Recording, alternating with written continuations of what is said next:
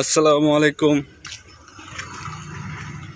Savar city corporation হচ্ছে আশুলিয়া এবং সাভারকে মিলে। তো এই সিটি কর্পোরেশন হওয়াতে এটা ভালো, অনেকে আবার খারাপ। তো সব মিলিয়ে দুই পক্ষ একটা যুক্তি দেওয়ার চেষ্টা করছে। তো আপনার কি মনে হয় এই সাভার সিটি কর্পোরেশন হওয়াতে আসলে কি আমাদের উপকার হবে নাকি ক্ষতি হবে? কমেন্টে জানান।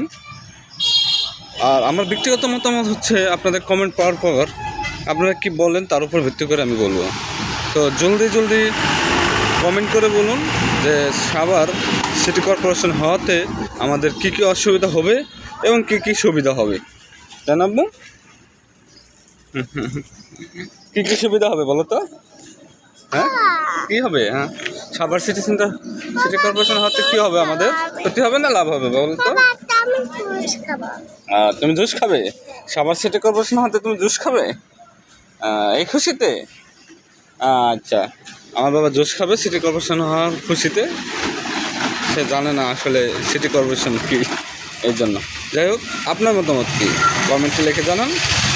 পরবর্তী ভিডিওতে দেখবো আপনাদের কমেন্ট পড়ে কি আছে।